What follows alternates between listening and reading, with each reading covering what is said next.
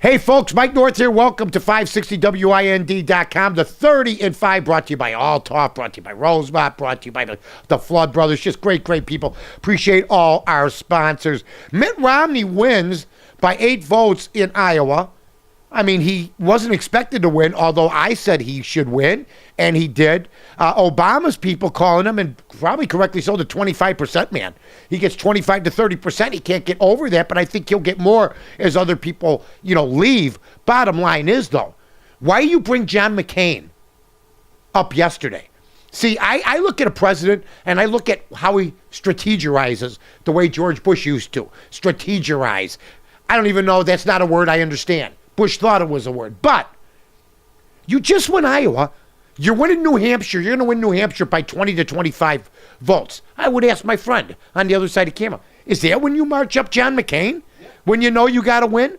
No. You just won Iowa. You're going to win New Hampshire by 30. You may have a tight race somewhere else where John McCain helps you. Bring him to the tight race. Bring him to a place where you're not going to win by 30 points. Bring him to maybe a blue-collar state that maybe you're even with somebody in. Bring him out then. And I don't know how much John McCain helps him.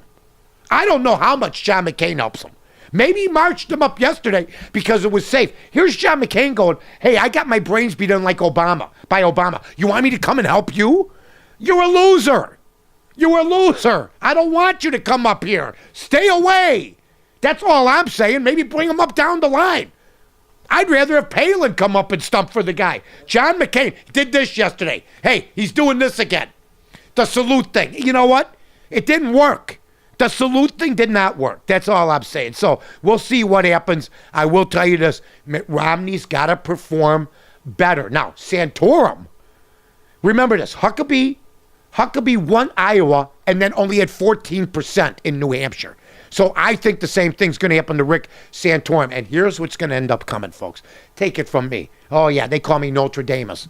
Anyway, it's going to be Newt Gingrich against Romney. You watch. Gingrich stepping up the attacks. It should be good. Now, Newt Gingrich also saying, if you got Ron Paul, fine. He says it's okay for Iran to have a bomb. And he did say this last night.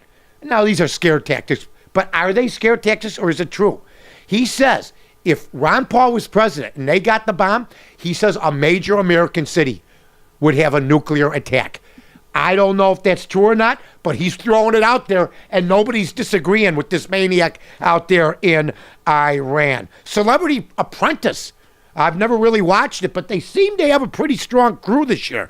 They're going to have Arsenio Hall, okay, Cheryl Tiegs, okay, Clay Aiken, who was supposed to be the next Barry Manilow, don't know what happened there. Debbie Gibson, the teen heartthrob from back in the 80s. I mean, there's going to be 18 celebrities. And I would ask you, do you watch for Donald Trump or do you watch for the celebrities? I'm an Arsenio Hall guy. Arsenio Hall, for some reason, doesn't get a whole lot of work. Maybe he doesn't want a whole lot of work.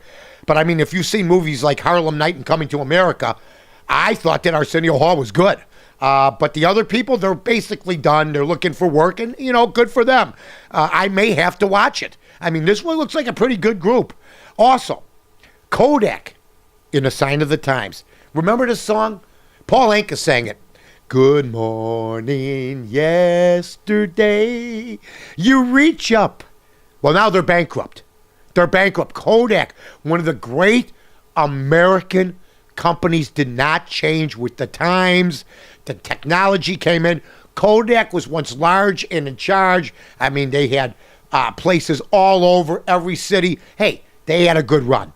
But you know what? If you're not going to change with the times, and Kodak didn't, then you're going to have some issues. But you know what? They were a great American company. I have no other details about that. I just saw that. I thought, hey, Kodak bankruptcy tells you all you need to know. Carlos Zambrano, Jim Henry's parting gift for the Ricketts. Hey, we can't get rid of this guy. The Cubs got to pick up $15 out of the $18 million for the next 3 years. The Ricketts are scratching their head going, and we kept this guy Henry for another year. Henry also brought on Mike Quade, Lou Piniella, Dusty Baker, signed Milton Bradley. Jim Henry may go down in history with the Kerry Wood and Pryor stuff happening too as the worst GM maybe in Cub history, and he got him to the playoffs a couple times. But the contract stuff is just absolutely brutal.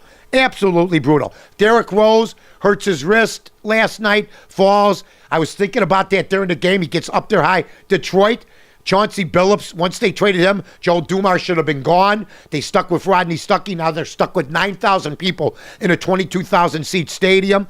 And today's weather is going to be outstanding. By the way, the Bulls did win last night. Congrats to the Bulls. Absolutely nice today. The sun's still out. It's really been a snowless holiday season for the most part. This is Mike North. You're listening to the 30 and 5. Flood Brothers Disposal and Recycling Services are professional waste haulers. Now, the Flood family is big on service. It's our number one priority, and we offer extremely competitive pricing because the Flood family is here to help you in this tough economy. Remember, at Flood Brothers, we build relationships, and the only thing we're big on is service. Call us at 773-626-5800 or floodbrothersdisposal.com.